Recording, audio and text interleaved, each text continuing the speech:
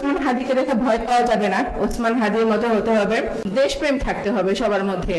আমরা কোথাও যে সেক্টরে যাই, চাকরি করি, আমাদের মনে একটা থাকতে হবে যে আমরা কখনো দুর্নীতি করব না, কারণ উপরে একজন আছেন যিনি দেখছেন এবং এটা বিচার করবেন। আমাদের সবার মধ্যে দেশপ্রেম থাকা উচিত, ভারতীয় আধিপত্যবাদের বিরুদ্ধে কথা বলা উচিত, আমাদের সার্বভৌম শত্রুদের বিরুদ্ধে কথা বলা উচিত। ওসমান হাদিকে দেখে ভয় পাওয়া যাবে না, ওসমান হাদির মতো হতে হবে।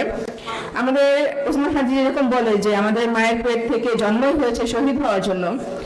রাসূল সাল্লাল্লাহু আলাইহি সাল্লামের সময়ে নারী পুরুষ সবাই কিন্তু জিহাদে ছিলেন, নারীরা সেবক হিসেবে যেতেন। এবং আমার সবথেকে পছন্দের সাহাবী নুসাইবা বিনতে কাব, যিনি সরাসরি জিহাদের সাথে একাধিক জিহাদে অংশগ্রহণ করেছেন তলোয়ার হাতে।